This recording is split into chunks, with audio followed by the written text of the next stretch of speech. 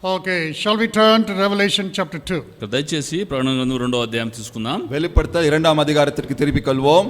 Revelation chapter 2. வெளிப்படுத்தல் 2ஆம் அதிகாரம். ప్రకటన గ్రంథము 2వ అధ్యాయం. We'll read from verse 8 to verse 11 responsively. 8వ వచనం నుంచి 11వ వచనం వరకు మనం మార్చి చదువుకుందాం. Very short passage, only two verses. చాలా చిన్నగా ఉంటున్నది. 2 వచనంలో 4 వచనంలో ఉంటున్నాయి. வெளிப்படுத்தல் 2ஆம் அதிகாரம் 8 11ஆம் வசனம் வரை 8 11ஆம் வசனம் வரை. Revelation chapter 2 from verse 8. ప్రకటన గ్రంథము 2వ అధ్యాయము 8వ వచనం నుంచి చదువుకుందాం. வெளிப்படுத்தல் 2ஆம் அதிகாரம் 8ஆம் வசனத்திலிருந்து. And unto an angel of the Lord church in Smyrna write these things, saith the first and the last, which was dead and is alive.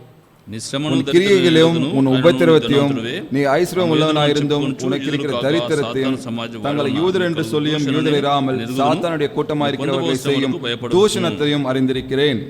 Fear none of these things which thou shalt suffer. Behold, the devil shall cast some of you into prison, that ye may be tried, and ye shall have tribulation 10 days. Be thou faithful unto death, and I will give thee a crown of life. ஆவியானவர் சபைகளுக்கு சொல்லுகிறதை காத்துக்கொள்ளவன் கேட்க கடவன்.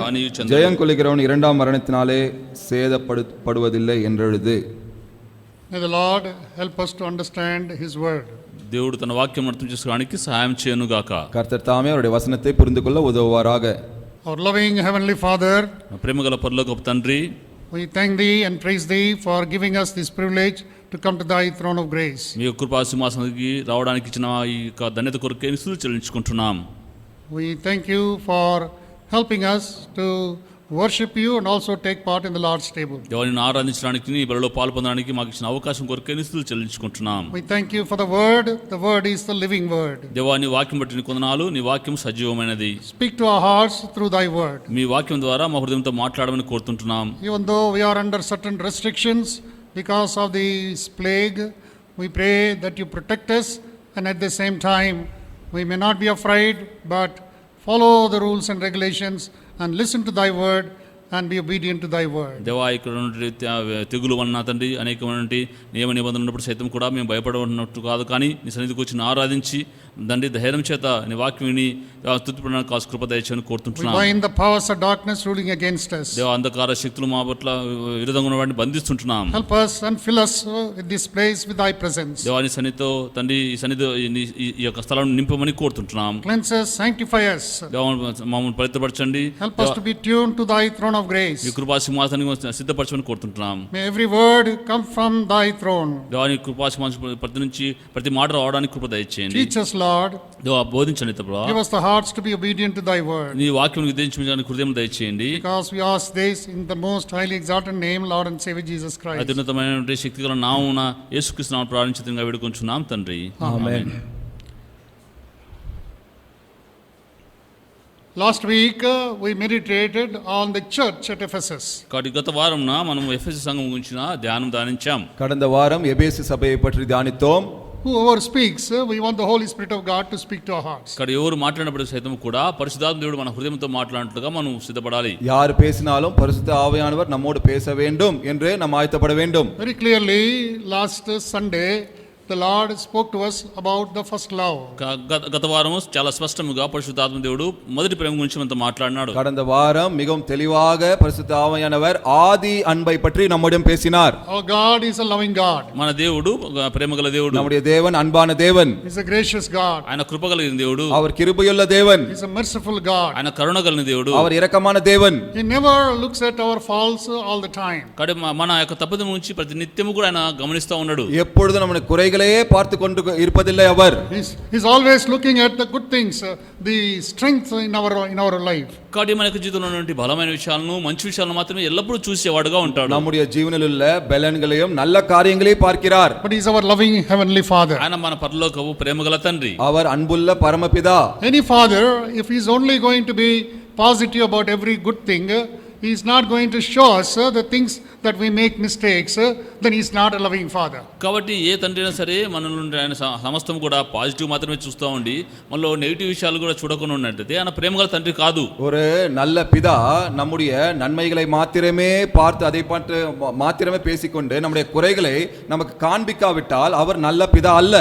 So the heavenly, any loving father will correct his children. కాబట్టి ఏ ప్రేమగల తండ్రి అయినా సరే తన పిల్లలను సరి చేస్తాడు. எந்த அன்பான பிதாவும் தம்முடைய பிள்ளைகளை சரி செய்வார்கள். When you follow those instructions, కాబట్టి ఎప్పుడైతే ఆ నియమాలను పాటిస్తావో அந்த சட்டதிட்டங்களை நாம் பின்பற்றும் பொழுது the father is always there to reward his children. కాబట్టి ఆ పిల్లలకు బహుమానం ఇచ్చడానికి తండ్రి ఎల్లప్పుడూ ఉంటాడు. அந்த பிதா அவருடைய பிள்ளைகளுக்கு வெகுமானம் அளிக்க எப்பொழுதும் காத்து கொண்டிருக்கிறார். We tell our children, కానీ మన పిల్లలకు చెప్తాం, நம்முடைய பிள்ளைகளுக்கு சொல்லுகிறோம், if you get 90% in your 10th standard, 10వ పరీక్షలో 90% మీకు వచ్చినట్లయితే 10వதில் உனக்கு 90% வந்தால் I will buy you this thing. కాబట్టి నేను ఇది కొనిస్తాను, உனக்கு இது வாங்கி தருகிறேன், I will do this thing for you. ఇది నీ కోసం చేస్తాను, உனக்காக இதை செய்வேன். Likewise, as we grow older and older, the greater the rewards are.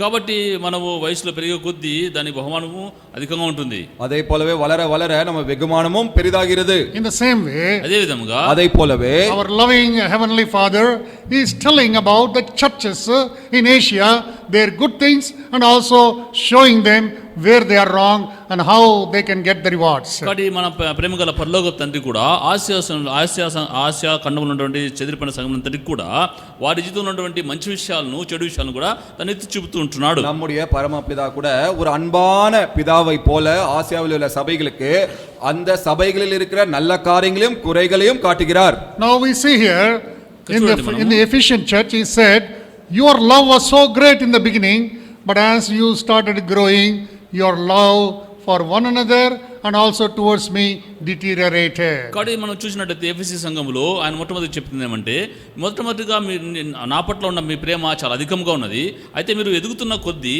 ఆ ఇతరుల పట్ల ఉన్న ప్రేమ కూడా తర్వాత నాతో ఉన్న ప్రేమ కూడా తగ్గిపోతూ వస్తున్నది. அவர் எபேசு சபையை பார்த்து சொன்னது, என்னிடம் உனக்கு ஆதியில் அன்பு அதிகமாக இருந்தது, ஆனால் நாட்கள் செல்ல செல்ல நீ வளர்ந்து வர வர உன்னுடைய அன்பு குறைந்து கொண்டே சென்றது.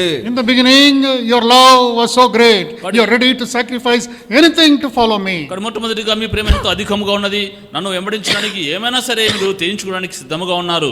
ஆரம்பத்தில் உன்னுடைய அன்பு எவ்வளவோ அதிகமாக இருந்தது, எனக்காக எதையும் தியாகம் செய்ய ஆயத்தமாக இருந்தாய். You were even willing to give your life. కాబట్టి మీరు మీ ప్రాణం తెయించడానికి కూడా ఇష్టపడ్డారు, உன்னுடைய ஜீவனை தர கூட ஆயத்தமாக இருந்தாய். But as the days go by, అయితే దినములు గడిచే కొద్దీ நாட்கள் கடந்து செல்ல your love deteriorated day by day. మీ ప్రేమ దినదినముకు తగ్గిపోతా వస్తున్నది. உன்னுடைய அன்பு நாளுக்கு நாள் குறைந்து கொண்டே செல்கிறது.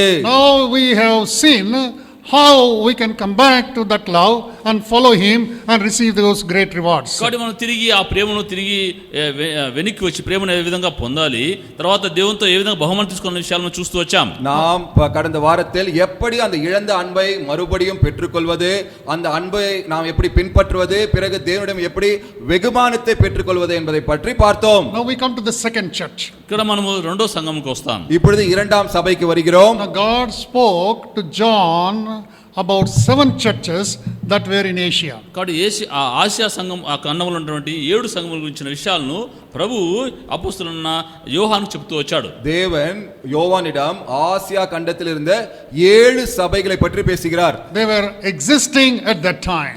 ఆ సమయంలో అవన్నీ ఉంటున్నాయి. அந்த காலத்தில் இருந்த சபைகள், They were growing churches. అవి ఎన్ని ఆత్మీయ ఎదిగే సంఘాలు, வளர்ந்து வந்த சபைகள். And those churches, as the days went by, అయితే దినములు గడిచే కొద్దీ ఆ సంఘాలని நாட்கள் கடந்து செல்ல the church was growing, but at the same time their spiritual life was deteriorating because they are living in this wicked, awful, sinful world. కాబట్టి దుష్టమైనటువంటి పాపలోకములో ఈ సంఘములు ఆత్మ సంఘం పెరుగుతూ వచ్చి తర్వాత దినములు గడిచే కొద్దీ ఆత్మ సంబంధంగా వారు తగ్గిపోతూ వచ్చారు. அவர்கள் சபையில் வளர்ந்து கொண்டிருந்தாலும் ஆவிக்குரிய வாழ்க்கையில் இந்த பொல்லாதான தீங்கான உலகத்தில் வாழ்ந்து வந்ததால் அவர்கள் ஆவிக்குரிய வாழ்க்கையில் குறைந்து கொண்டே வந்தார்கள். அவர்கள் Now Smyrna church is the only church he has given only 4 verses.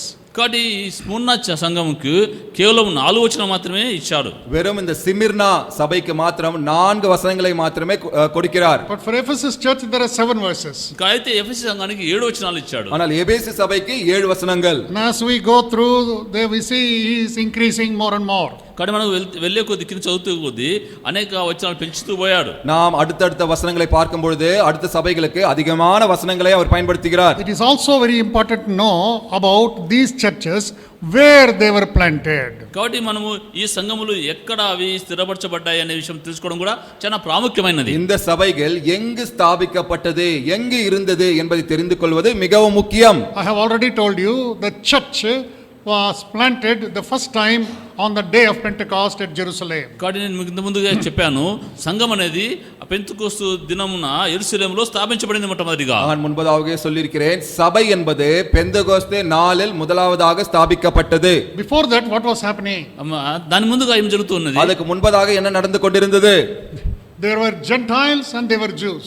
అక్కడ యూదులు ఉంటున్నారు అన్యులు ఉంటున్నారు. அங்கு யூதர்கள் புறஜாதிகள். Who are these Gentiles? ఎవరు అన్యులు? யார் இந்த புறஜாதியார்? Who are these Jews? ఎవరు యూదులు? யார் இந்த யூதர்கள்? The Jews are the people who are worshipping the living holy God. కాబట్టి యూదులు అనేవారు పరిశుద్ధుడైనటువంటి సజీవుడైన దేవుని ఆరాధించేవారుగా ఉన్నారు. இந்த யூதர்கள் இந்த உயிருள்ள ஜீவனுள்ள உண்மையான தேவனை ஆராதித்தவர்கள். So they did not have any image before them. వారి ఎదుట ఎలాంటి విగ్రహం వారికి లేదు. அவர்களுக்கு முன்பாக எந்த விக்கிரகமும் கிடையாது. Because God is spirit. ఎందుకంటే దేవుడు ఆత్మ ఉంటున్నాడు. ஏனென்றால் தேவன் ஆவியானவர். They that worship him must worship him in spirit and in truth. ఆయన ఆరాధించేవారు ఆత్మతోను సత్యముతోను ఆరాధించేవారే ఉంటున్నారు. அவரை தொழுது கொள்கிறவர்கள் ஆவியினுடனும் உண்மையுடனும் தொழுது கொள்ள வேண்டும். With our physical eyes we cannot see the spirit. కాబట్టి మనం భౌతిక సంబంధమైనటువంటి ఈ కన్నుల చేత ఆత్మ సంబంధమైన దేవుని మనం చూడలేం. శరీర కన్నులాல் இந்த ஆவிக்குரிய தேவனை நாம் பார்க்க முடியாது. That's why Jews believed in that word, and as he revealed himself to them through the prophets and through the men of God, they were following strictly those things. కాబట్టి యూదులు ఆ విషయం మీద ధ్యానం కలిగిన వారై వాటిని నమ్ముతున్న వారి ఎదుట ఎలాంటి విగ్రహం లేకుండా ఆత్మ సంబంధమైన దేవుని వారు ఆరాధించేవారుగా ఉండేవారు. அதற்காக தான் தேவன் அவருடைய தீர்க்கதரிசிகள் மூலமாகவும் கர்த்தருடைய மனிதர்கள் மூலமாகவும் வெளிப்படுத்தின காரியங்களை ஒழுங்கும் கிரமமாக அவர்கள் பின்பற்றி வந்தார்கள். Who are these Gentiles? ఎవరు అన్యులు? யார் இந்த புறஜாதியார்? From the beginning when Cana we see that the Gentiles worshipped idols. కానీ మనం చూసినట్లయితే అన్యులు ఈ యొక్క విగ్రహం ఆరాధించేవారుగా కనిపిస్తారు. ఆదిயிலிருந்தே நாம் பார்க்கிறோம் இந்த புறஜாதியார் విగ్రహங்களை ఆరాధిத்தவர்கள். So they are pagans. వారు అన్య జాతికి సంబంధించిన వారు. అన్య జనతార్ అవர்கள். Paganism means they worship anything that is created that is created by man and God. కాబట్టి పేగనిజం అంటే ఎవరైతే మనుషుల చేత సృష్టించబడిన సృష్టిని ఏదైనా సరే వారు ఆరాధించేవారుగా ఉంటారు. పేగనిజం என்றால் సృష్టించబట్టவைகளை ఆరాధిப்பது. So from Jerusalem the church started spreading all over. కాబట్టి యెరూషలేములో సంఘం స్థాపించబడి అనేక ప్రదేశాలకు వెళ్తూ ఉన్నది. இந்த சபை எருசலேமில் தொடங்கி மற்ற இடங்களுக்கு செல்ல தொடங்கினது. Jerusalem also started is also in Asia. కాబట్టి యెరూషలేములో మొదలుపెట్టి అది కూడా ఆసియా ఖండంలో ఉన్నది. எருசலேம் கூட ஆசியா கண்டத்தில் தான் இருக்கிறது. From Jerusalem it spread all over up to Europe. కాబట్టి యెరూషలేములో మొదలుపెట్టి యూరోప్ ఖండమంతటా కూడా అది వ్యాపిస్తా వచ్చింది. இந்த சபை எருசலேமில் தொடங்கி ஐரோப்பா காண்டம் வரை அது பரவினது. Now you listen carefully. The church started moving forward upward toward the northwest side. కాబట్టి యెరూషలేములో ఈ సంఘం స్థాపించబడి ఉత్తరం దక్షిణముగా పడమరగా వెళ్తూ ఉన్నది. இந்த சபை இந்த வடக்கு மேற்கு திசைகளுக்கு இது பரவி செல்ல தொடங்கினது. So they went almost to the Greece and Turkey. కాబట్టి అది గ్రీస్ కు టర్కీకి చర్చ్ వెళ్తా ఉన్నది. இந்த గ్రీస్ టర్కీ அந்த பிரதேசங்களுக்கு செல்ல தொடங்கினது. You need to know the geography for that. కాబట్టి దానికి భూగోళ శాస్త్రం తెలియాలి. உங்களுக்கு அதற்கு ஜியோகிராஃபி தெரிந்திருக்க வேண்டும். இந்த இடங்கள் எங்க இருக்குன்னு தெரிவதற்கு. We don't know many places in India itself. How we know about all the places in those areas. ఇండియాలోనే మనకు సరిగా తెలియదు. ఇంకా అవన్నీ మనకి ఏం తెలుస్తాయి? ఇండియాలో இருக்கிற பிரதேசங்களே நமக்கு தெரியாது. In Italy in Turkey these 7 churches are situated. కాబట్టి ఇక్కడ టర్కీ అనే ప్రదేశంలో దాదాపుగా ఈ 7 సంఘాలు స్థాపించబడినాయి. இந்த టర్కీ என்கிற இடத்தில் இந்த 7 சபைகள் ஸ்தாபிக்கப்பட்டிருக்கிறது. Now Istanbul is the capital of Turkey. కాబట్టి ఇస్తాన్బుల్ అనే స్థలము ఈ టర్కీకి క్యాపిటల్ గా కేంద్ర స్థానంగా ఉంటున్నది. இந்த இஸ்தான்புல் என்கிற அந்த ஸ்தலம் இந்த டர்க்கிக்கு தலைநகரம். I already told you week before last that Istanbul is situated both in Europe and also in Asia. కాబట్టి మీకు 2 వారాల ముందుగా నేను చెప్పాను, ఇస్తాన్బుల్ అనే స్థలము యూరోప్ కు ఆసియాకు మధ్యలో ఉంటున్నది. 2 வாரங்களுக்கு முன்பாக நான் சொன்னேன் இஸ்தான்புல் என்கிற நகரம் அது ஐரோப்பாவிலும் ஆசியாவிலும் அது இருக்கிறது என்று. So one airport is in Europe, the other airport is in Asia. కాబట్టి ఒక విమానాశ్రయము యూరోప్ లో ఉంటుంది, ఒక విమానాశ్రయము ఈ పక్క ఆసియాలో ఉంటుంది. ஒரு ஏர்போர்ட் ஆசியாவில், ஒரு ஏர்போர்ட் ஐரோப்பாவில். Now as you come down this Asian airport down south, you see on the western side there is a sea called Aegean Sea. Aegean sea అంటే ఆసియా ఖండంలో ఉంటే విమానాశ్రయానికి కిందగా దక్షిణంగా వస్తున్నట్టయితే ఈ ఏజియన్ సముద్రం ఉంటున్నది. நாம் அந்த இடத்திலிருந்து கீழே தெற்குக்கு இறங்கி வருவோம் என்றால் அங்கு ஏஜியன் சி என்கிற சமுத்திரம். That sea was greatly used for business from all over the world. ఆ సముద్రము ఇక ప్రపంచంలో ఉన్న నలుమూల ప్రదేశాలకు వ్యాపార వాణిజ్యములకు ఉండే సముద్రంగా ఉంటున్నది. அந்த சமுத்திரத்தை வியாபாரத்திற்காக பல தேசங்கள் பயன்படுத்தினார்கள். And I told you in this sea we see the Isle of Patmos. కాబట్టి ఈ యొక్క సముద్రంలో ఆయిల్ ఆఫ్ పద్మాస్ అనేది ఒకటి ఉంటుంది, ఆయిల్ ఉంటున్నది. పద్మోస్ దీవి ఉంటున్నది. அங்கு இந்த பத்மோஸ் தீவு உண்டு. And from there only God spoke to John and he revealed all these things. ఈ యొక్క సముద్రం మధ్యలో పద్మాస్ దీపం ఉండి అక్కడి నుంచి యోహానుకు ప్రభు మాట్లాడుతూ వచ్చాడు. அந்த பத்மோஸ் தீவிலிருந்து தான் தேவன் யோவானுக்கு வெளிப்பட்டு இந்த காரியங்களை சொல்லுகிறார். In that sea if you go towards the coast of Turkey 60 miles you will come to Ephesus. కాబట్టి ఆ సముద్రం నుంచి టర్కీకి మనము ఆ సముద్ర తీరం వెళ్తున్నప్పుడు 60 కిలోమీటర్ దూరంలో ఇక్కడ ఎఫెస్ సంఘం కనిపిస్తుంది. அந்த பத்மோஸ் தீவிலிருந்து 60 மைல் நீங்கள் கடற்கரை பக்கமாக நீங்கள் செல்வீர்கள் என்றால் அந்த டர்க்கிக்கு அங்கே இந்த எபேசு பட்டணம் உண்டு. We don't know who established the church at Ephesus. Ephesus ఉన్న సంఘాన్ని ఎవరు స్థాపించారో మనకు తెలియదు. ఎబేసు సభயை யார் స్థాపిத்தார்கள் என்று நமக்கு தெரியாது.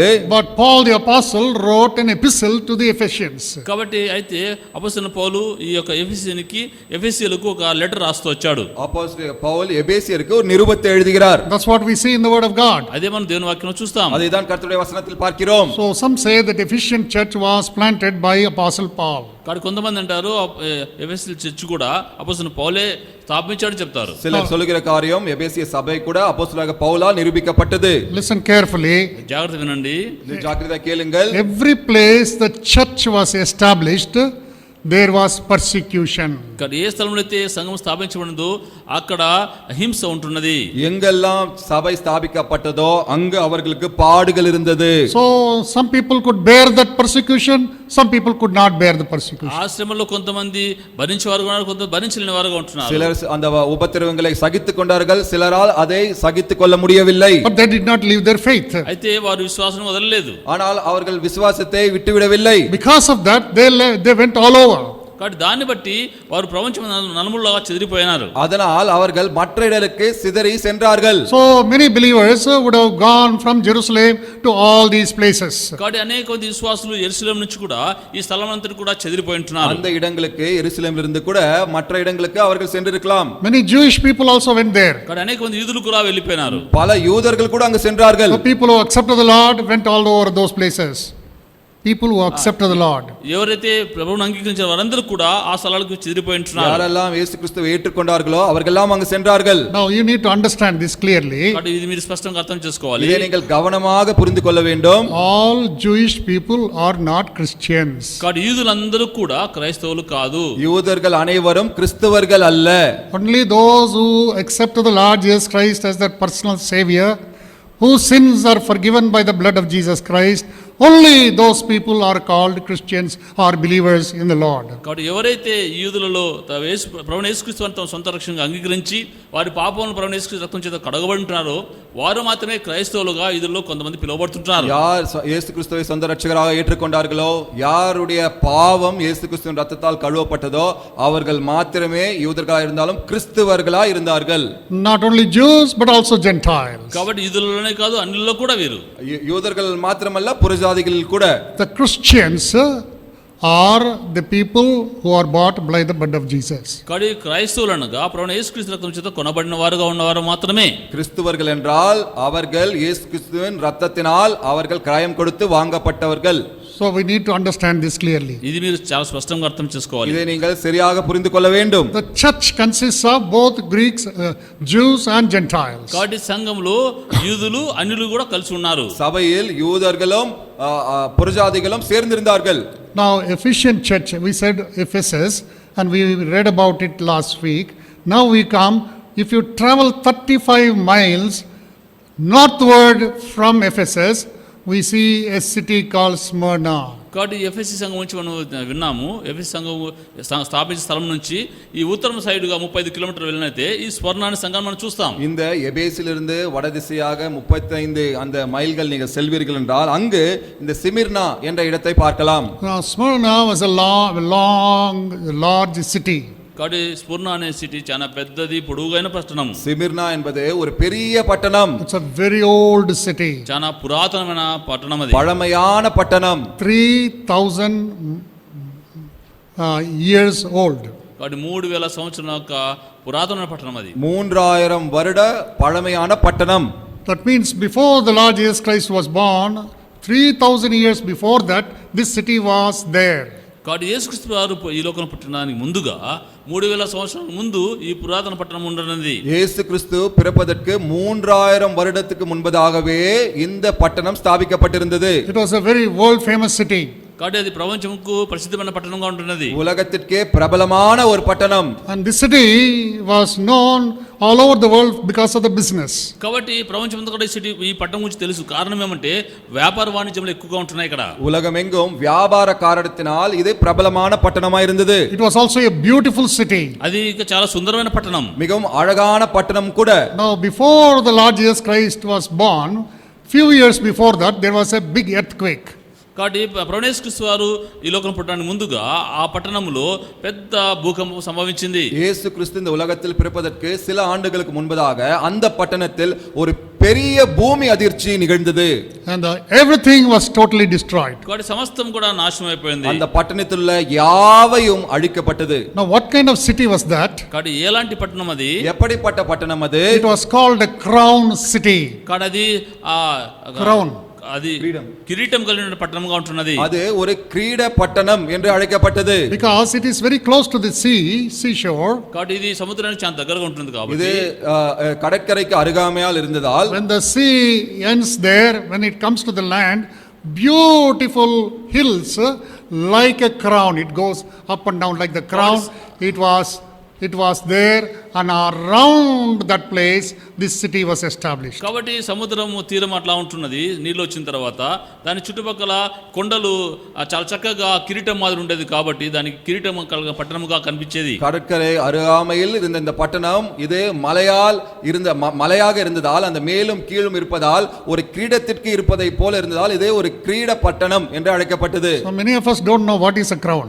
కాబట్టి చాలా మందికి కిరీటం అంటే తెలియదు. கிரீடம் என்றால் பலருக்கு தெரியாது. But when they get married they want a crown.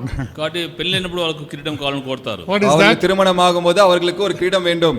They want, what is that? What do you call that?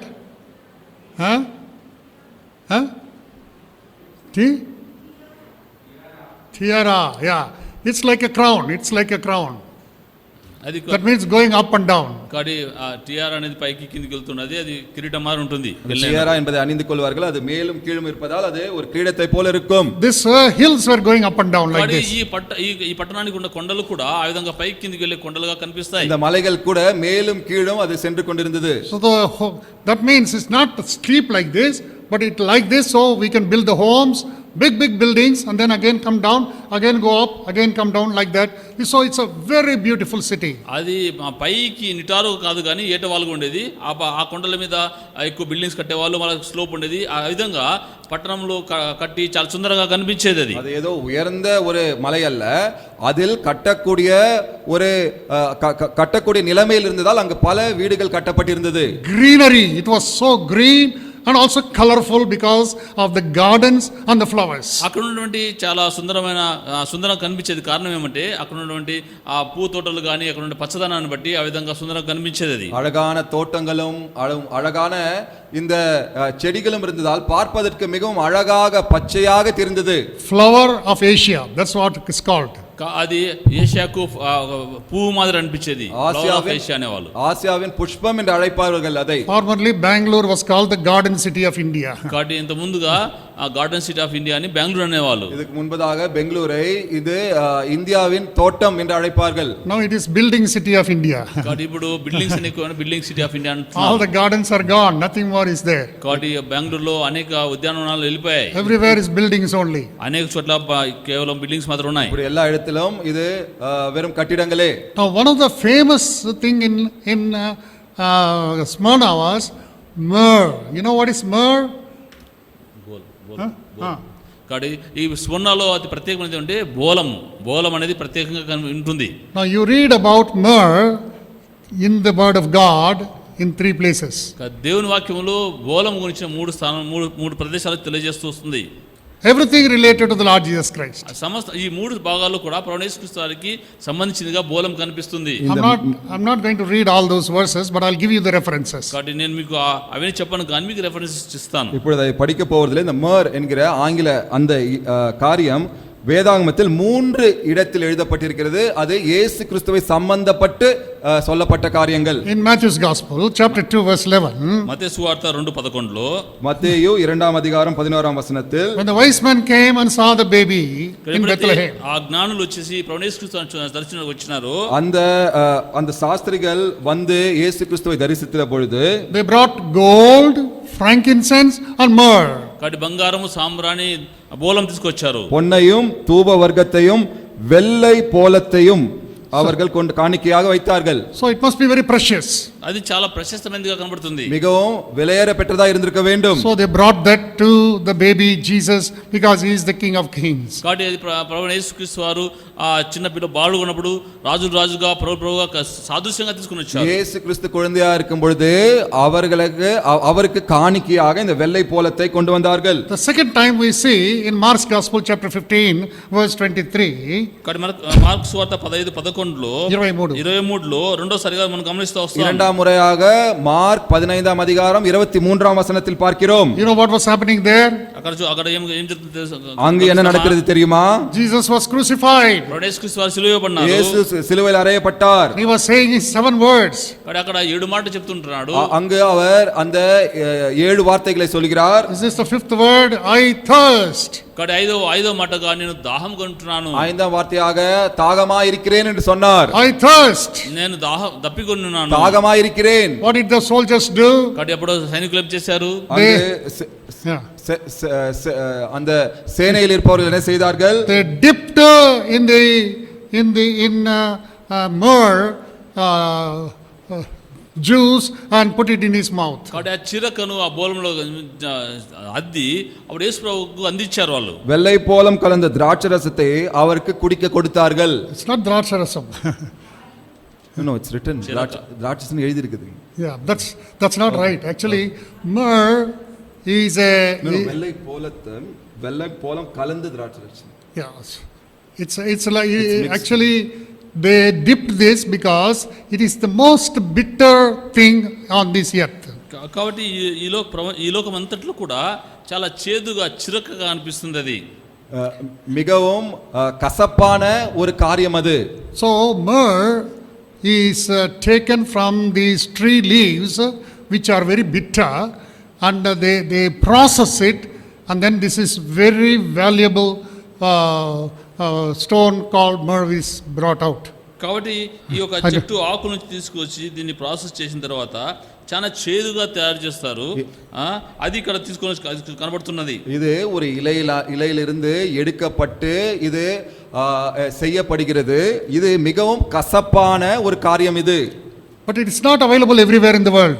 అవి అన్ని ప్రపంచం అన్ని చోట్ల కనబడుతుంది. ఇది உலகம் எங்கும் இந்த வெள்ளை போலம் கிடைக்காது. To get that, people used to go to that city called Smyrna. కాబట్టి ఈ బోలం కావాలంటే చాలా మంది ప్రజలు ఆ స్మరణకు వెళ్ళేవాళ్ళు. இந்த வெள்ளை போலம் வேண்டும் என்றால் நீங்கள் அந்த சிமிர்னா அந்த பட்டணத்திற்கு செல்ல வேண்டும். For what is this used for? కాబట్టి దేనికి దీన్ని ఉపయోగించేవాళ్ళు? எதற்காக இதை பயன்படுத்துவார்கள்? It's not a stone, it's like a what shall I say, சாம்பிராணி மாதிரி. It's not even a sambrani, it's a spray. కాబట్టి అది వాటరీ సబ్స్టెన్స్, నీళ్ళ మాదిరి అనిపించేది, స్ప్రేగా అనిపించేది అన్నమాట. నీళ్ళ మాదిరి కనిపిస్తుంది. అది ஒரு தண்ணீரை போல இருக்கிற ஒரு பொருள் இது. Now you turn to John's Gospel chapter 19. అదే మరి యోహాను సువార్త 19వ గమనించినట్లయితే యోవాన్ 19 நீங்கள் பார்ப்பீர்கள் என்றால் in verse 39 39వ వచనంలో 39వ వచనத்தில் Now Jesus died on the cross of Calvary. యేసుక్రీస్తు కల్వరి శిలువలో చనిపోయినాడు. యేసుక్రీస్తు Calvary సిలువైల్ మరితార్. So who is there now pleading for the body of Jesus? యేసుక్రీస్తు యొక్క శరీరాన్ని శుభ్రపరుస్తున్నాడు. యేసుక్రీస్తు அந்த சரீரத்தை விண்ணப்பிக்கிறவர் யார் இங்கு? Who's that? ఎవరున్నారు అక్కడ? யார் அங்கு? Nicodemus and also నికోదేము ఉన్నాడు. ఇంకా ఎవరున్నారు? What Arimathea? Joseph of Arimathea. Joseph of Arimathea. Joseph is standing here. Joseph of Arimathea, and then Nicodemus joined him. And what did they do? వారు ఏం చేస్తున్నారు అక్కడ? அவர்கள் என்ன செய்தார்கள்? They used myrrh to preserve the body of Jesus. కాబట్టి ప్రభువు యేసుక్రీస్తు వారి శరీరాన్ని భద్రపరచడానికి బోలమును వాడినారు అక్కడ. அந்த வெள்ளை போலத்தை பயன்படுத்தி அந்த சரீரத்தை பத்திரப்படுத்துவதற்காக. So this myrrh is used for two purposes. కాబట్టి ఈ బోలం అనేది రెండు విషయాలకు ఉపయోగపడుతుంది. இந்த வெள்ளை போலம் இரண்டு காரியங்களுக்காக உபயோகப்படுகிறது. For the living people and also for the dead people. కాబట్టి ఇది సజ్జన ప్రజలకు చనిపోయిన వారికి కూడా, ఉయిరోడు இருப்பவர்களுக்கு మరితవர்களுக்கு. For the living people this is the fragrance. కాబట్టి ఈ యొక్క బ్రతికున్న వాళ్ళకు ఇది స్ప్రేగా లేకపోతే Scent. సువాసనగా సెంటుగా ఉంటుంది. இது உயிரோடு இருப்பவர்களுக்கு ஒரு வாசனை திராவியம் இது. So people want to put the fragrance, no, very expensive fragrances. కాబట్టి చాలా ఖరీదైనటువంటి సువాసనటువంటి అత్తర్లు ఉంటాయి. ஒரு பரிமள தைலம் போல நாம் அதை அடித்துக் கொள்கிறோமோ அதை போல இது. So France is very famous for making all these fragrances. కాబట్టి ఫ్రాన్స్ అనేది ఈ యొక్క అత్తర్లు తయారు చేయడానికి చాలా ప్రసిద్ధమైన పట్టణం. இந்த பிரான்ஸ் என்ற பட்டணம் இதற்கு மிகவும் பிரபலமானது. So they bring all this myrrh from these areas. కాబట్టి ఈ యొక్క స్థలాల నుంచే ఈ బోలం తీసుకొచ్చేవారు. இந்த வெள்ளை போலத்தை இந்த சிமிர்னா என்கிற பட்டணத்திலிருந்து கொண்டு வருவார்கள். In our country when people die they immediately take and bury and finish it off. కాబట్టి మన దేశంలో ఎవరైనా చనిపోయిన ఉంటే వెంటనే తీసుకొని వెళ్ళి సమాధి చేస్తారు. நம்முடைய இடத்தில் நம்முடைய தேசத்தில் யாராவது மரித்தால் உடனே எடுத்துக்கொண்டு நாம் எரிக்கிறோம், இல்லை என்றால் புதைக்கிறோம். Because if you keep it too long it will be stinky. కాబట్టి ఎక్కువసేపు పెట్టినట్లయితే చెడిపోతుంది. என்றால் பிணத்தை வைத்திருந்தால் நாற்றம் அடிப்பதால் அவ்வாறு செய்கிறோம். In many western countries అయితే ఈ యొక్క పశ్చిమ దేశాల్లో பல மேற்கத்திய தேசங்களில் these funeral homes they preserve the whole body is clean and also they use myrrh and preserve the body. కాబట్టి ఈ శరీరం వాళ్ళు ఏం చేస్తారంటే భద్రపరచడానికి శుభ్రం చేసి ఈ బోలం చేత వాళ్ళని ఆపాదిస్తారు. இந்த அடக்கத்தை செய்கிற அந்த இடங்களில் அவர்கள் இவ்வாறாக பத்திரப்படுவதற்காக பல காரியங்களை செய்கிறார்கள். That's a Jewish way of doing it. అది యూదుల ఆచార పద్ధతిగా చేసేవారు. அது யூதரின் அது కళాచారத்தின்படி செய்வது. So in John 19:39 if you read, కాబట్టి యోహాను సువార్త 19:39 గమనించినట్లయితే யோவான் 19:39 வசனத்தில் பார்க்கும் பொழுது it is said there that these people have done it according to the Jewish way because Jesus was born as a Jew. కాబట్టి ఎందుకంటే యేసుక్రీస్తు వారు యూదుడుగా పుట్టినాడు కాబట్టి యూదా మత ఆచారం ప్రకారము ఈ ఇద్దరు కలిసి ఆయనకు శరీరాన్ని భద్రపరిచినారు. இயேசு கிறிஸ்து ஒரு யூதராக பிறந்ததால் அவர் மரித்த பிறகு யூதரின் கலாச்சாரத்தின்படி அவருடைய அடக்கம் அது செய்யப்பட்டது. So it's a crown city, it's a flower of Asia. కాబట్టి అది ఈ ఏసియాకు కిరీటంగా ఉంటున్నది, ఏసియాకు పువ్వు మాదిరి ఉంటున్నది. அது ஒரு கிரீட நகரம், இன்னொன்று அது ஆசியாவின் புஷ்பம். The next is it's a temple city. అది మూడోదిగా దేవాలయం కలిగిన పట్టణంగా ஒரு ఉంటుంది. ஆலய நகரம். Many temples were there. అక్కడ చాలా దేవాలయాలు ఉంటున్నాయి. பல ஆலயங்கள் இருந்தது. And temples of old origin. కాబట్టి ఇవన్నీ కూడా పురాతనమైన ఈ యొక్క దేవాలయాలు ఉంటున్నాయి. மிகவும் பழமையான அந்த ஆலயங்கள். The structures were so beautiful. కాబట్టి ఈ యొక్క కళాఖండాలు చాలా అద్భుతంగా ఉంటున్నాయి. இந்த கட்டிடங்கள் மிகவும் அழகா இருந்தது. இந்த ஆலயத்தின் கட்டிடங்கள். So those temples were so beautiful from one to the other. There were a lot of competition between every temple. ఒకదానికి ఒకదానికి అద్భుతమైన కట్టడాలుగా కనిపిస్తూ వస్తాయి. ஒவ்வொரு கோயிலுக்கும் அது அந்த அழகில் ஒரு போட்டி என்று சொல்லலாம். அவ்வளவு அழகாக ஒவ்வொரு கோயிலும் கட்டியிருப்பார்கள். So the people from all over the world came to visit those temples. కాబట్టి ప్రపంచం నుంచి నలుమూలల నుంచి కూడా వచ్చి ఈ యొక్క దేవాలయాలను దర్శించడానికి వాళ్ళు వచ్చేవారు. உலகம் எங்கும் இருப்பவர்கள் இந்த ஆலயங்களை தரிசிப்பதற்காக அந்த சிமிர்னாஸ் பட்டணத்துக்கு வருவார்கள். It is also said, ఇంకా ఏం చెప్పబడిందంటే இன்னொரு காரியம் சொல்லப்பட்டிருக்கிறது. one particular temple is one side, the other temple is on the other side. కాబట్టి ఒకలాంటి ప్రసిద్ధమైన దేవాలయం ఒక పక్క ఉంటుంది, ఇంకొక ప్రసిద్ధ దేవాలయం ఇంకొక పక్క ఉంటుంది. ஒரு ஆலயம் இங்க இருக்கும், இன்னொரு ஆலயம் இன்னொரு இடத்தில் இருக்கும். In between there is a road. కాబట్టి దాని మధ్యలో రోడ్ ఉంటుంది. அவர்களுக்கு மத்தியில் ஒரு சாலை. And that road is made with gold. కాబట్టి ఆ దేవాలయానికి ఈ దేవాలయానికి మధ్యలో ఉండే రోడ్డు బంగారంతో చేయబడుతున్నది. அந்த இரண்டு ஆலயங்களுக்கு மத்தியில் இருக்கிற சாலை பொன்னால் செய்யப்பட்டிருக்கும். So they remove their shoes and slippers and then they walk on those golden roads from this temple to that temple. కాబట్టి ఈ దేవాలయం నుంచి ఆ దేవాలయానికి వెళ్ళడానికి ముందుగా వారు ఆ చెప్పులు వాటిని తీసేసి ఆ బంగారమైన రోడ్లు నడిచి వెళ్ళేవారుగా ఉంటున్నారు. அவருடைய காலணிகளை செருப்பை கழற்றி அவர்கள் ஒரு ஆலயத்திலிருந்து இன்னொரு ஆலயத்திற்கு அந்த பொன் வீதிகளில் நடந்து செல்வார்கள். It's no more there. ఇప్పుడు అవన్నీ లేవు. ஆனால் அவைகள் இப்பொழுது இல்லை.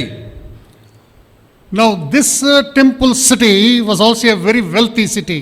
కాబట్టి ఈ యొక్క దేవాలయం పట్టణము చాలా ధనికమైన పట్టణంగా ఉంటున్నది. இந்த ஆலய பட்டணம் மிகவும் ஐஸ்வர்யமான ஒரு பட்டணமாக இருந்தது. But it was a free city.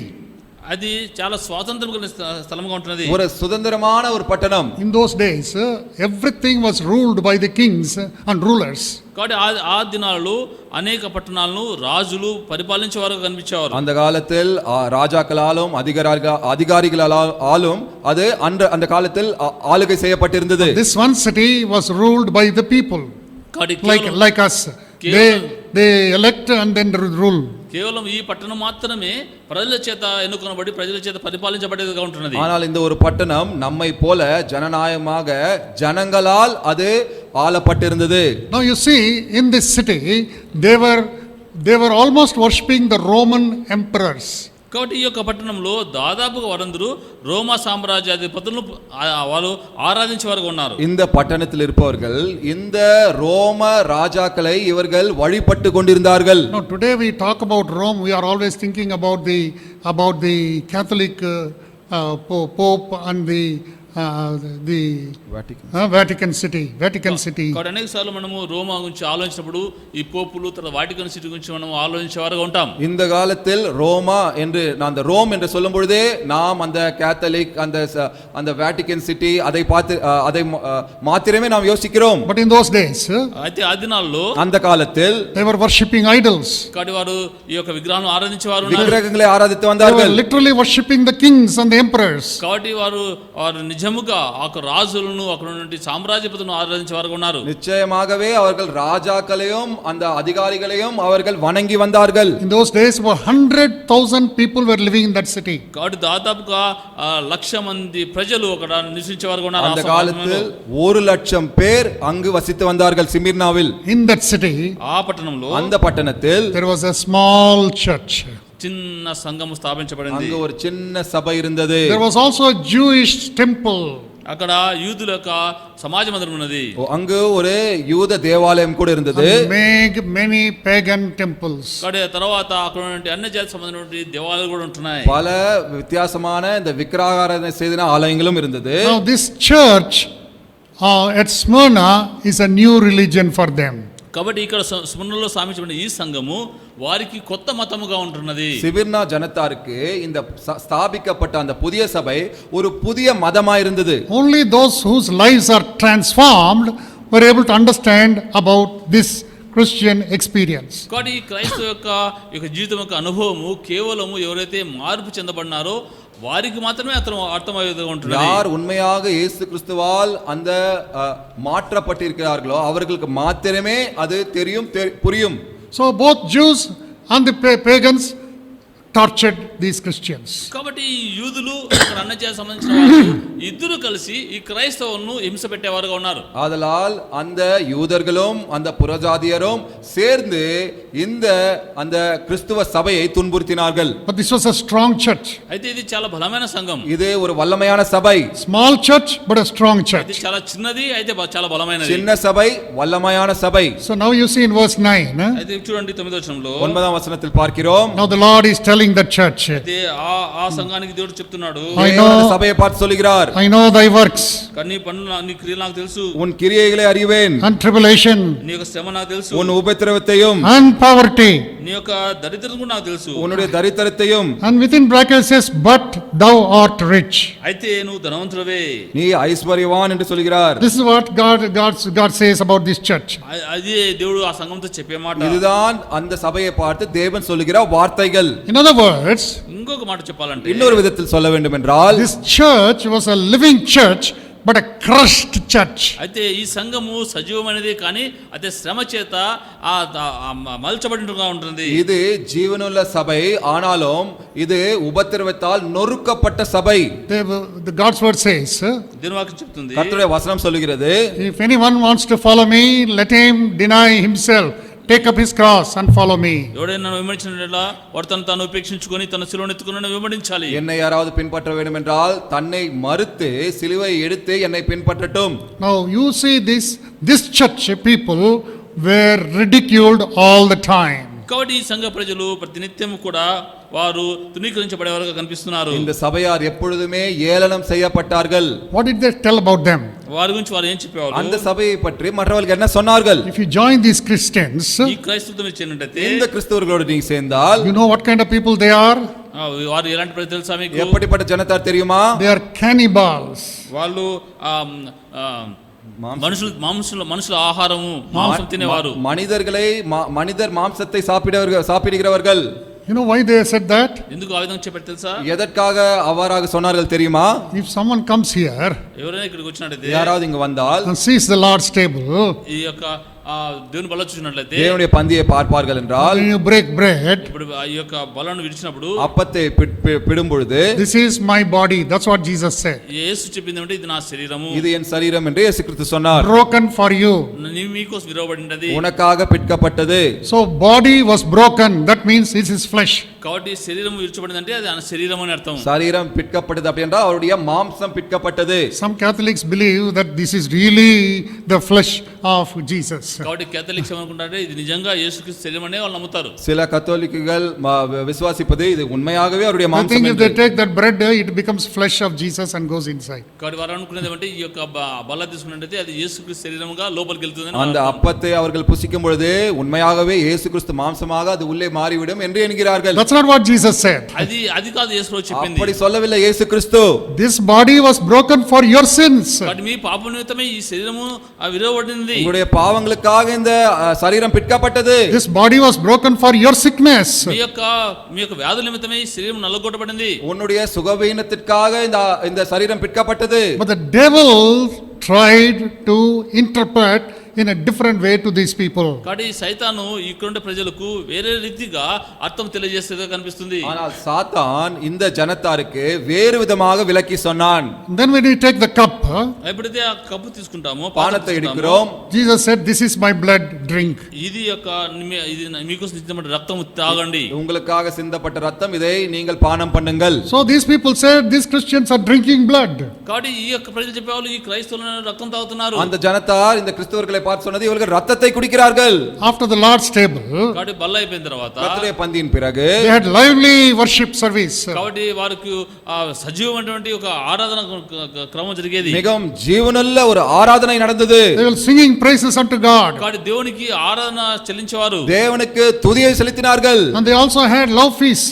కాబట్టి దాని తర్వాత ప్రేమ విందు ఉండేది. அவர்களுக்கு அன்பின் விருந்து இருந்தது. And those people interpreted those things as wild parties.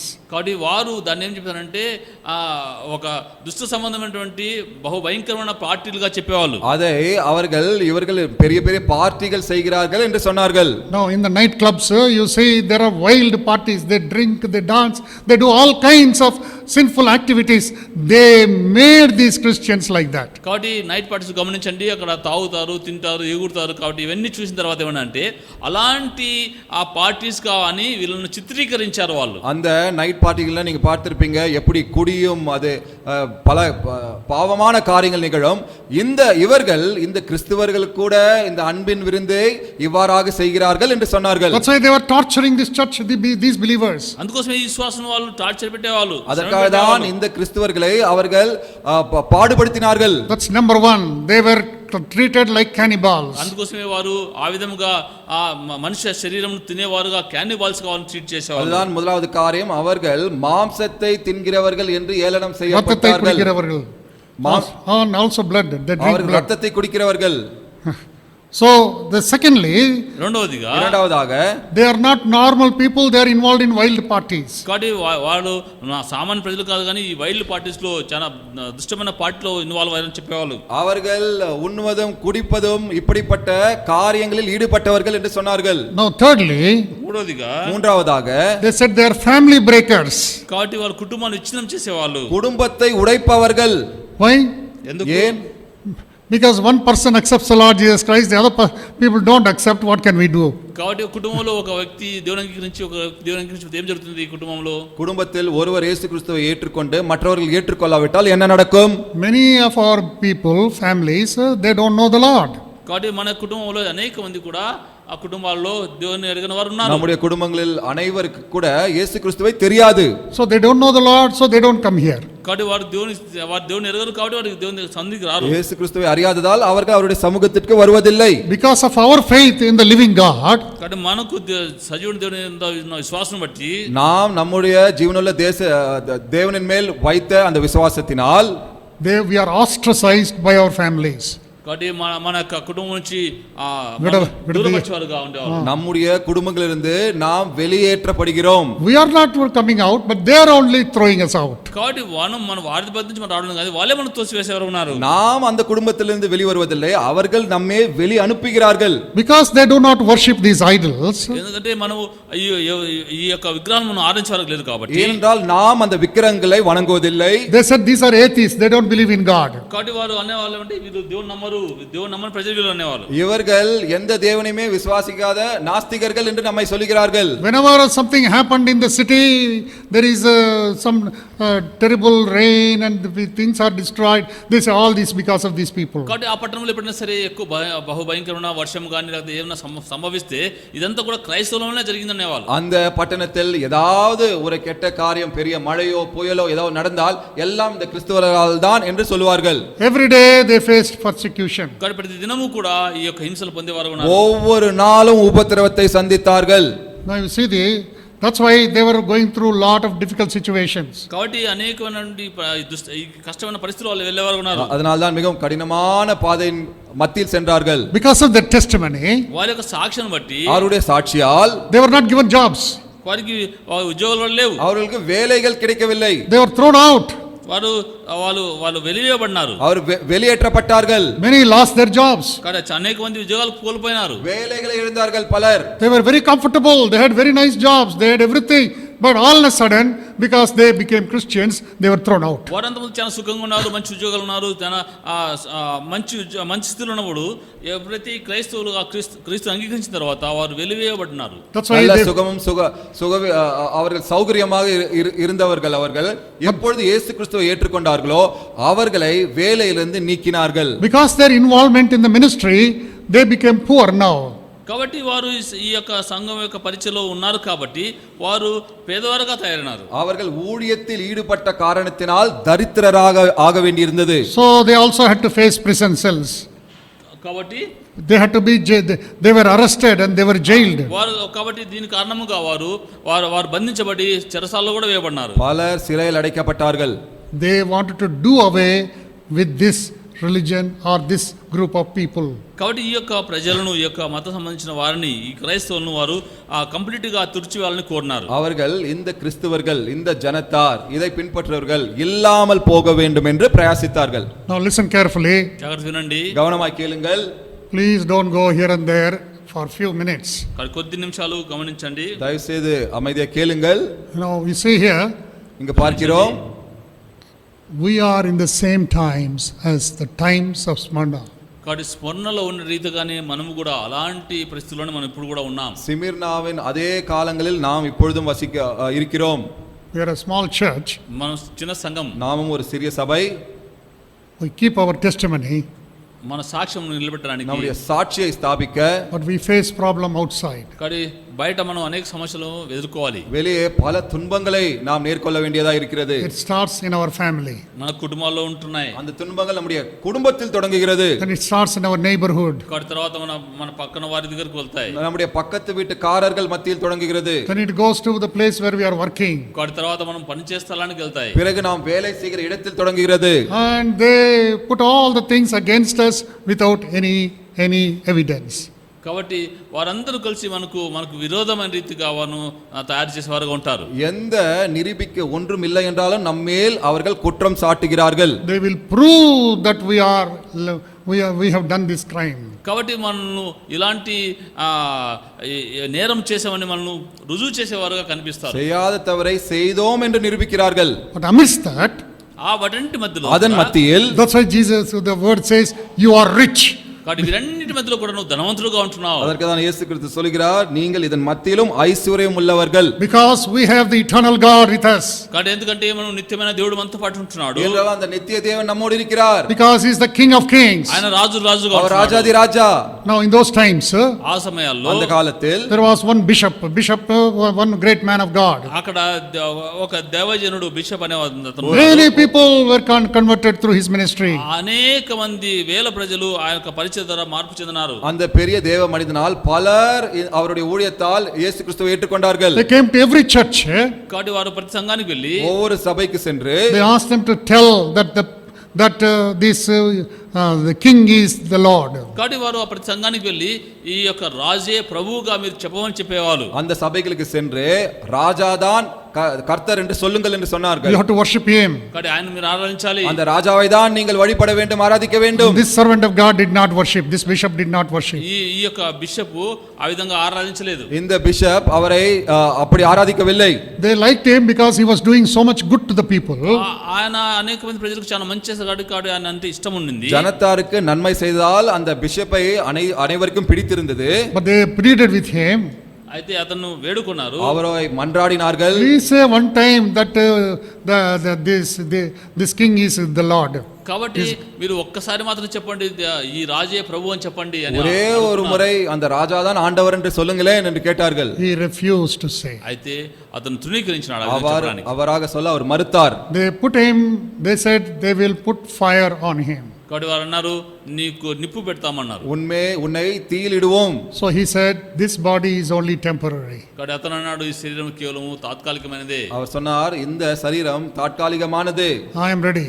నేను సిద్ధముగా ఉన్నాను. ஆயத்தமாய் இருக்கிறேன். So they poured kerosene and they burned him to die. కాబట్టి సజీవుడుగా ఉన్నప్పుడు మాత్రమే ఆయన కిరోసిన్ వేసి ఆయన నిప్పు పెట్టేశారు. அவர் மேல் கெரோசின் ஊத்தி அவர் உயிரோடு இருக்கும் பொழுதே அவரை தீயிலிட்டு கொளுத்தினார்கள். I think because of his testimony, ఆయనకు సాక్ష్యం బట్టి அவருடைய சாட்சியினால் church grew rapidly all over. కాబట్టి అక్కడ ఆ ప్రదేశం అంతా కూడా సంఘము చాలా వేగముగా వ్యాపించింది. அந்த சபை மிகவும் தீவிரமாக பரவி வளர்ந்தது. That's why when you stand for God, you may lose everything in this world, but yet you are rich in Christ Jesus. కాబట్టి లోక సంబంధంగా నువ్వు సమస్తము కోల్పోతావు, కానీ ప్రభువైన యేసుక్రీస్తులో నువ్వు ధనవంతుడివే అనే సందర్భం అది. அதற்காக தான் நீங்கள் கிறிஸ்துவுக்காக நிற்கும் பொழுது இந்த உலகத்தில் உலக காரியங்களை இழக்கலாம், ஆனால் கிறிஸ்துவுக்குள் ஐஸ்வர்யவான்களாய் இருப்பீர்கள். That's why the Smyrna, the church at Smyrna, అందుకే ఈ స్మరణ ఉండే సంఘము, அதுக்காக தான் இந்த சிமிர்னா சபை, they were always heavenly minded in their lives. కాబట్టి వారి యొక్క జీవితంలో ఎప్పుడు కూడా పరలోక సంబంధమైనటువంటి ఆలోచన వారు కలిగి ఉండేవారు ఉన్నారు. எப்பொழுதும் அவர்கள் பரலோக சிந்தனை உள்ளவராய் இருந்தார்கள். This was a heavenly minded church. కాబట్టి ఈ యొక్క పరలోక సంబంధమైన మనసు కలిగిన సంఘం ఇది. பரலோக சிந்தனை உள்ள சபையார்.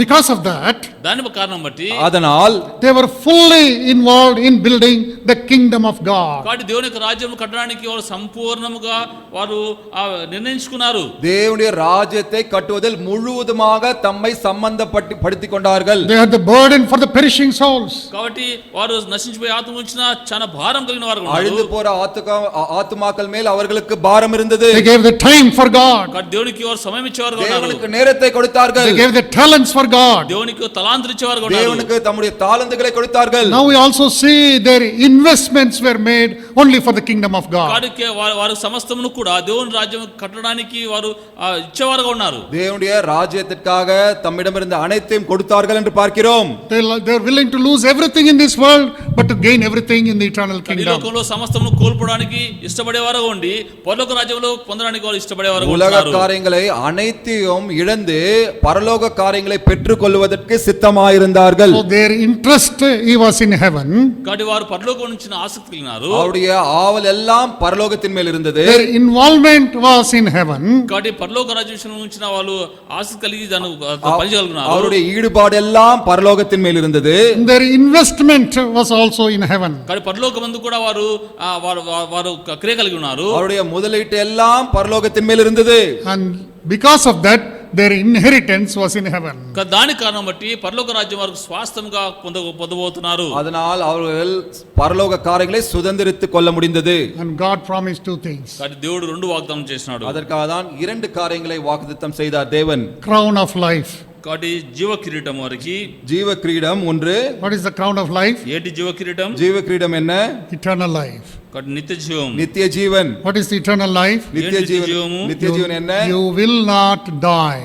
నువ్వు చనిపోవు. நீங்கள் மரிக்க மாட்டீர்கள். This body will die but your soul will live with God for eternity. కాబట్టి ఈ శరీరం చనిపోతుంది కానీ మన ఆత్మ నిత్యత్వం కూడా ప్రభువుతో కూడా నివసించేదిగా ఉంటుంది. நித்திய ஜீவன் என்றால் இந்த சரீரம் மரிக்கும், ஆனால் உங்களுடைய ஆத்மா மரிக்காது, தேவனோடு என்றென்றும் இருக்கும். It looks like you are defeated in this world. ఈ లోకంలో నువ్వు అపజయం పొందిన వాడుగా ఓడిపోయిన వాడుగా కనిపిస్తావు. இந்த உலகத்தில் தோல்வி அடைந்தவர்களை போல் இருக்கலாம். But you are the victorious one. అయితే నువ్వు విజయం పొందిన వాడుగా ఉంటున్నావు. நீங்கள் தான் ஜெயத்தை பெற்றுக்கொண்டவர்கள். You are having sufferings on this earth. ఈ లోకంలో నీ శ్రమ కలిగి ఉంటున్నావు. இந்த உலகத்தில் உங்களுக்கு பாடுகள் உண்டு. God says, I know your life, I know your works. నీ యొక్క జీవితం తెలుసు, నీ యొక్క క్రియలు నాకు తెలుసు. உன் கிரியைகளை எனக்கு தெரியும், உன்னுடைய வார்த்தைகள் எனக்கு தெரியும். I know your tribulation. నీకున్న శ్రమలు నాకు కూడా తెలుసు. உன் உபத்திரவத்தை தெரியும். But I have kept the eternal life for you, crown of life. నీ కోసము నేను నిత్య జీవమును ఉంచున్నాను. உனக்காக ஜீவ கிரீடம், அந்த நித்திய ஜீவனை உனக்காக வைத்திருக்கிறேன். Second death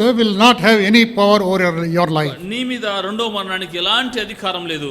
உன்மேல் அந்த இரண்டாம் மரணத்திற்கு அதிகாரம் இல்லை.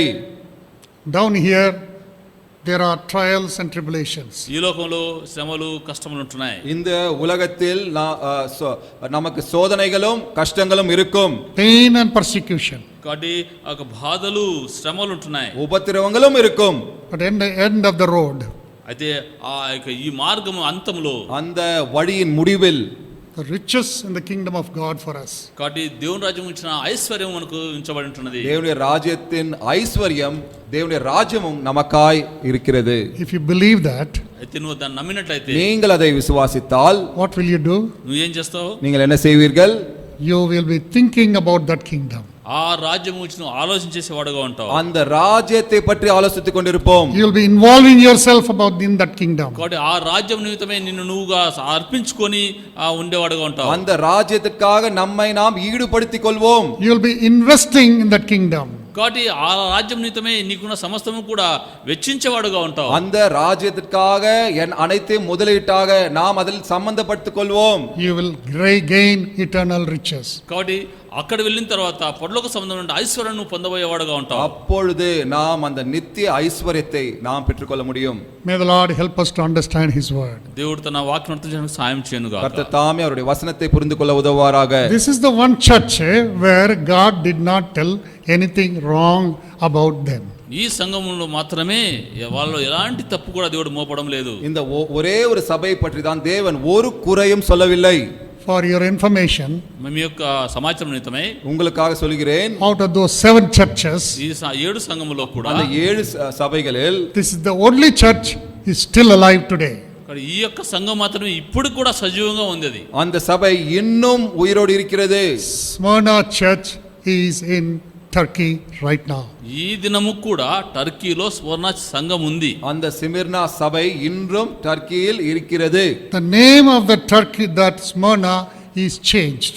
కాబట్టి ఆ టర్కీలో ఉన్న ఈ స్వర్ణ సంఘం యొక్క పేరు మార్చబడింది. அந்த స్మిర్నాவில் இருக்க அந்த சபையின் பெயர் மாத்திரம் மாற்றப்பட்டிருக்கிறது. I was looking at it and I just don't know. Here I will let you know. It comes with A. ఇది ఏ అనే పదంతో మొదలవుతుంది. It is the south of, it's a very big city even today. ఈ దినం కూడా Turkey అనేది చాలా పెద్ద పట్టణం. Turkey is a country, this Smyrna is a big city. కాబట్టి ఈ టర్కీ అనేది ఒక దేశము, స్వర్ణ అనేది చాలా పెద్ద పట్టణంగా ఉంటుంది. இன்றும் அந்த ஸ்மிர்னா என்கிற பட்டணம் பெரிய பட்டணம் அது. And the name of the city is changed. కాబట్టి ఆ పట్టణం యొక్క పేరు మార్చబడింది. పట్టణத்தின் பெயர் மாற்றப்பட்டிருக்கிறது. But a small living church is there. కాబట్టి ఈ చిన్న సజీవమైన సంఘం ఇప్పుడు కూడా ఉంటున్నది. அந்த சின்ன ஜீவனுள்ள சபை இன்னும் இருக்கிறது.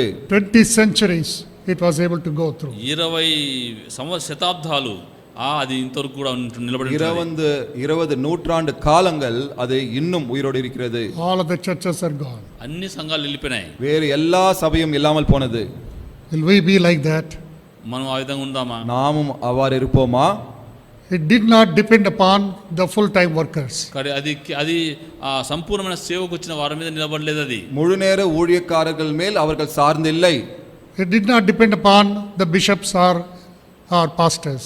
కాబట్టి బిషప్స్ మీద, పాస్టర్ మీద అది ఆధారపడలేదు సంఘం. బిషప్ మేலும் పాస్టర్ల మేலும் அந்த சபை அவர்கள் சார்ந்தில்லை. The local church believers stood for the Lord. కాబట్టి ఆ లోకల్గా ఉండే ఆ స్థానికమైన విశ్వాసం మీద అది ఆధారపడింది. அந்த சபையில் வருகிற அந்த விசுவாசிகள் கிறிஸ்துவுக்காக நின்றார்கள்.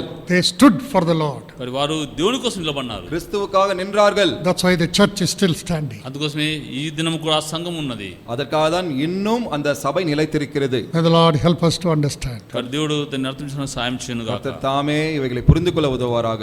ప్రార్థన చేసుకుందాం. ప్రేమగల పరలోకపు తండ్రి, మరి ఒకసారి యేసుక్రీస్తు వారి శ్రేష్టమైన నామమున ఈ ఉదయకాల సమయంలో నీ సన్నిధి నుంచి దేవా మాకు ఇచ్చిన వర్తమానం కొరకే నీ కొందనాలు చెల్లించుకుంటున్నాం. సజీవమైన నీ సంఘం కొరకే నీ కొందనాలు దేవా తండ్రి. నీ యొక్క మరణ భూస్థాపన తండ్రి దేవా పునరుత్థానమైన విషయాల గురించి మాకు తెలియజేస్తూ దాంట్లో మేము ఐక్యత కలిగిన వారమే దేవా ఉండడానికి మీరు సంఘం స్థాపించిన దాని కొరకు నీకు స్తుతులు చెల్లించుకుంటున్నాం. దేవా స్వర్ణ సంఘం బట్టి కూడా నీ కొందనాలు శ్రమలలో కూడా నీకోసం నిలబడి దేవా ధనవంతమైన రీతిగా తను ఏ విధంగా ఉండిందో మీకు తెలియజేస్తూ వచ్చిన కొందనాలు చెల్లించుకుంటున్నాం. దేవా ఇంతవరకు కూడా తండ్రి అది స్థిరముగా ఉన్నందుకు స్తుతులు చెల్లించుకుంటున్నాం. దేవా తన శ్రమల్లో, బాధలో, కష్టంలో కూడా నీ కొరకు నిలబడడానికి మాకు కూడా సాయం చేయని కోరుతుంటున్నాం. దేవా సజ్జనులైన వారముగా, క్రీస్తుని అంగీకరించిన వారముగా మా జీవితంలో తండ్రి మేము ఇన్వెస్ట్ చేయడానికి, దేవా మా జీవితంలో ఇన్వాల్వ్ కావడానికి దేవా మీ యొక్క పరలోక సంబంధమైన విషయాలను మేము ఇన్హెరిట్ చేసి కాసు కృప దయచేయని కోరుతుంటున్నాం. దేవా తండ్రి మీరు చూపించిన ప్రేమకు దాని ప్రతిఫలముగా మా కలిగిన సమస్తం కూడా నీకు అప్పగించుకుంటూ దేవా సాగి వెళ్ళడానికి కాసు కృప దయచేయండి. మా పరలోక సంబంధమైనటువంటి మనస్తత్వం కలిగిన వారమై పరలోక విషయం గురించి ఆలోచన కలిగిన వారిని కృప దయచేయని కోరుతూ మిగిలిన సమయం మాకు ఆశీర్వదకరంగా చేయమని యేసుక్రీస్తు వారి శ్రేష్ఠ ప్రాణితంగా వేడుకొంచున్నాం తండ్రి. ఆమేన్. அப்பா பிதாவே, அன்பான தேவா, இந்த நல்ல வேலைக்காக நன்றி ஆண்டவரே. ஆமாண்டவரே, சிபிர்னா சபை மூலமாக எங்களோடு பேசினீர் ஆண்டவரே. ஆமாண்டவரே, அவர்கள் பரலோக சிந்தனை உள்ளவர்களாக, பரலோக ராஜ்யத்தை கட்டுகிறவர்களாக ஆண்டவரே அவர்கள் வாழ்க்கையில் வந்த உபத்திரவங்களையும் அனைத்தையும் ஏற்றுக்கொண்டார்கள் ஆண்டவரே. இருந்தாலும் உங்களுக்காக தன்னையே மறுத்து ஆண்டவரே சிலுவையை எடுத்தவர்களாக பின்பற்றி உங்களுடைய நாமத்திற்காக நின்றார்கள். அதனால் ஆண்டவரே இன்றும் அந்த சபை இன்னும் இருக்கிறது ஆண்டவரே. இதன் மூலமாக எங்களோடு பேசினீர் ஆண்டவரே. ஆமாண்டவரே, நாங்கள் ஆண்டவரே பரலோகத்தில் ஐஸ்வர்யத்தை எங்களுக்காக நாங்கள் சேர்ப்பவர்களாக இருக்கவும், உலக காரியங்கள் மேலே எப்பொழுதும் எங்களுடைய சிந்தனை இல்லாதவர்களாக ஆண்டவரே இந்த சபை ஊழியத்தில் ஆண்டவரே எங்களுடைய நேரத்தையும் எங்களுடைய தாளந்தையும் எங்களுடைய தனத்தையும் செலுத்துவர்களாக இருக்க உதவி செய்யுங்கள் ஆண்டவரே. ஆமாண்டவரே, சிமர்னா சபை மெச்சிக்கொண்ட தேவன் நீங்கள் எங்கள் சபையை இன்று பார்த்தால் என்ன சொல்லுவீர்கள் என்கிறதை நாங்கள் தெரிந்து கொள்ள, எங்களுடைய குறைபாடுகள் என்ன என்று நாங்கள் தெரிந்து கொள்ள, அதை நாங்கள் எப்படி செய்து கொள்ள வேண்டும் என்பதை தெரிந்து கொள்ள எங்களோடு பேசும் ஆண்டவரே. எல்லாம் இயேசு கிறிஸ்து நாமத்தில் கேட்டுக்கொள்கிறோம் பிதாவே.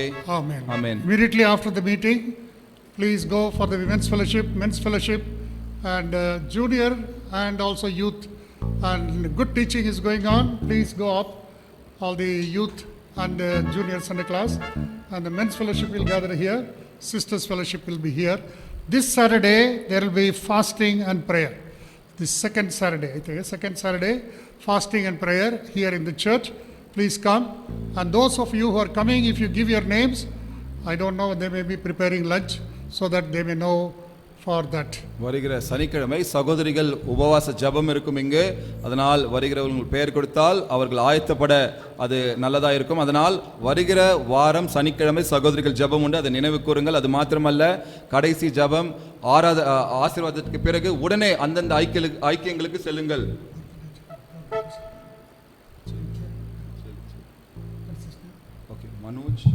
Shall we pray? Heavenly Father, we thank you for bringing all of us, especially Manoj, his birthday, and we thank you for helping him to come into the church and listen to thy word. May this new year be a new way he may, Lord, be taken care of, and all the blessings that you have kept for him may be given. We thank you for the life of Chandrasekhar, and we thank you, Lord, for the way that he is involved in the ministry here. We pray that you help him, that our young people may not be led away, but they may be able to, Lord, invest in the kingdom of God. Their all thoughts and life may be around the kingdom of God. Bless each and every one. Send us with thy blessings. We pray for all those sick and suffering, people who are elderly. May thy, Lord, nail-pierced hand touch upon us and heal us and grant us good health and strength. Thank you for your loving kindness towards us, because we ask this in Jesus' precious name. Amen. Now may the grace of our Lord Jesus Christ, the love of the Father, fellowship of the Holy Spirit be with us all now and forevermore. Amen. Jehovah ஈரே எந்தன் தேவன், தேவைகள் யாவும் சந்திப்பீரே. யெகோவா ராஃபா எந்தன் தேவன், என்னாலும் சுகம் தருவீரே.